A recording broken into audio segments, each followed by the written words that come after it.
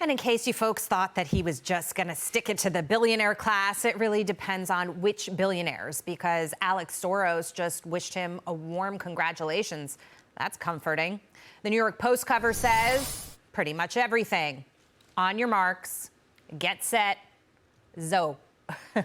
Okay, so going into it yesterday, I was optimistic. I actually thought that Andrew Cuomo had a chance to win. If you took the raw votes from Curtis Sliwa and added them to Cuomo, it would have been a much, much tighter race. And I'm still really impressed with New York City, the turnout close to record levels. But Dagan, the socialist Democrat, or Democrat socialist, whatever he goes by these days, otherwise known as the communist, he did pull it through. Right. The New York voters, I'm sorry, it leaves me speechless really just thinking about what happened. But everybody spoke, and we have to accept that outcome and think about what lies ahead. I can't wait to see how the other Democrats, the ones in Washington, try to normalize DSA, DSA, DSA, DS, not USA, which is what we heard last night. New York City, however, I was watching last night and thought, why did it take so long? New York City is socialist. The city is run like a socialist economy. That's what it is. We have fully socialized medicine. We have a network of city-run and operated hospitals and health clinics. If you break down the city's budget, oh, by the way, New York City is the biggest employer in New York City. It's, I think, more than 300,000 people are employed just by the New York City government, full-time employees. But if you break down the budget, you've got 27% of the total budget is just for education spending.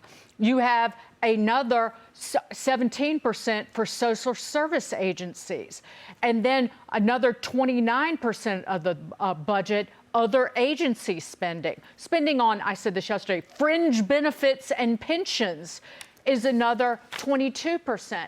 It's socialized. That's all it is. So this is a jerk circle that you have elected a socialist to fix problems created by socialism. Right. Well done. Last night, however, listening to that speech, and he quoted, I think, Mario Cuomo when he said, "You run with poetry, but you govern with prose." I think that's a Mario Cuomo quote. That's a big flex on Andy Cuomo. But he did not sound like the smiley face, I just want to be mayor for everybody.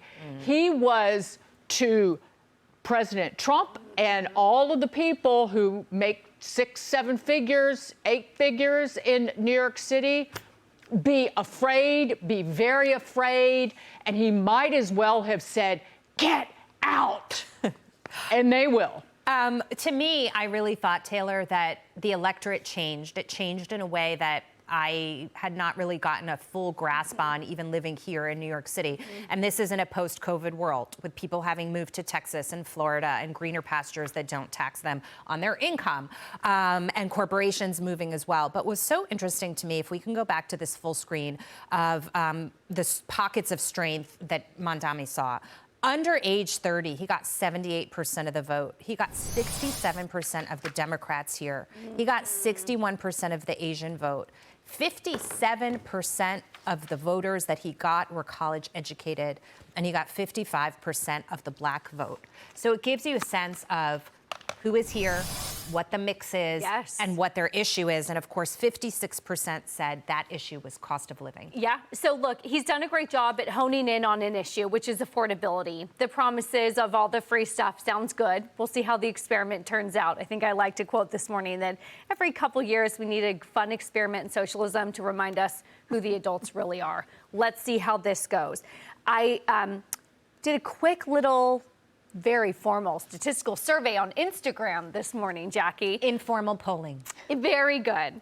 And yes, all 4 of my lovely law school friends under the age of 30 are voting for him, super excited. And that tracks. Yeah. The college-educated, white, privileged, under the age of 30.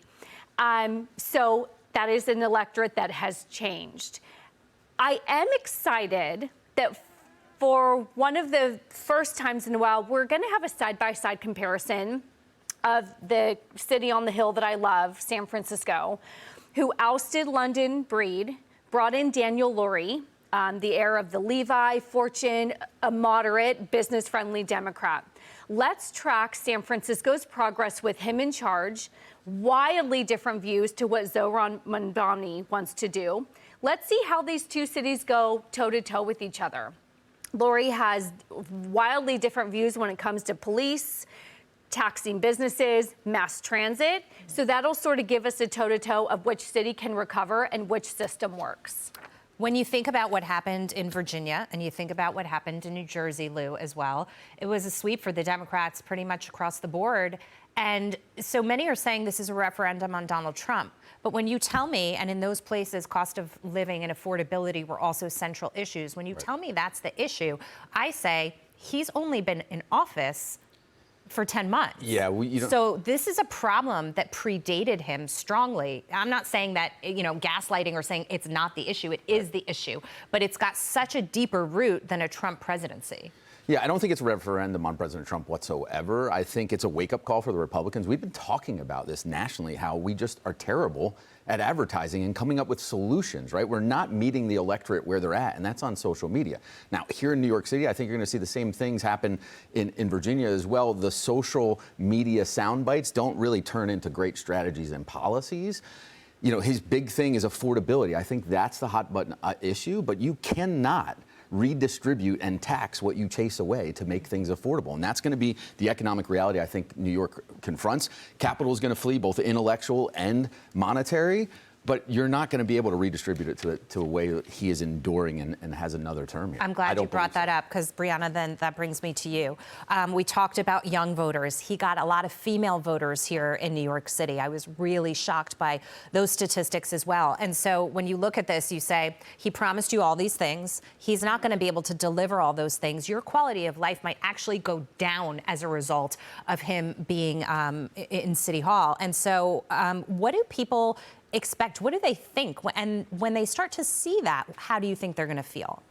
I don't think they're thinking, and I think the biggest problem right now is young women. I mean, look to Virginia, right? Jay Jones, someone who fantasized about murdering Republican children, I couldn't believe that. Had a massive margin of victory amongst women. How, as a woman, whether you're a mother or not, could you think, oh my God, this man wants to kill my future children, let me vote him in office?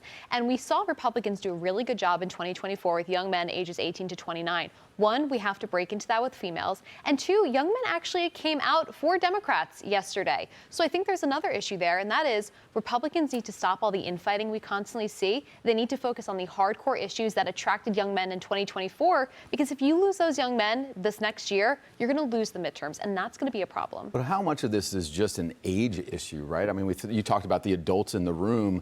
We have to go through these experiments. I think about it like parenting, right? I have two almost adult children where you know how things are going to end sometimes. You warn them, you advise them against it, you show them the evidence, and they just have to learn by doing the hard way. Right? And I think that's what you saw in the stratification of the voting, that based on age, an under 45 age demographic is saying, hey, I'll give it a try. I'll give it a social experiment. Listening to someone this morning who basically said you could read, even if they did read all of the history and all of the examples where socialism has failed, to your point, they have to experience that failure themselves to have the pendulum swing. But, then for the rest of the people who didn't vote for that, and almost 2 million people voted in this election locally yesterday, we also have to suffer the consequences of that learning experiment. But as parents, you love your kids through their bad decisions. New Yorkers have to love their fellow New Yorkers through this, and but more importantly, come up with solutions.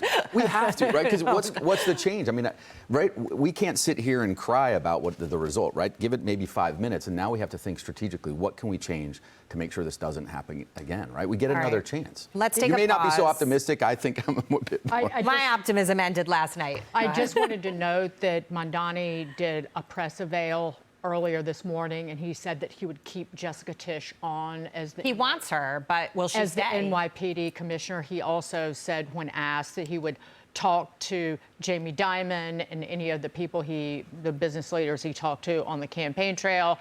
And he would also talk to Jonathan Greenblatt, who's head of the Anti-Defamation League. So he is talking a big game, and the tone this morning is quite different than the very aggressive tone that he used last night, particularly when it came to President Trump.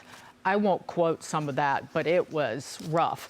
However, when people leave New York, it benefits Florida and Texas. We talked about that, but the pension money, because we're talking about, I just wanted to say this. So the fringe benefits and pensions for city employees and retirees is $25 billion a year.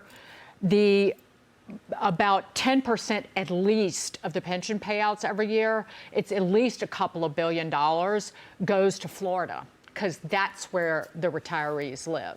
So our taxpayer dollars are going to Florida. Yep, and I'm just concerned about him running a $150 billion budget, a person who's never run a budget like that before, and God forbid this city has an emergency, storms, snowstorms, you name it. Far worse than that, I won't even bring them up because they give me chills. Okay, let's take a break from this.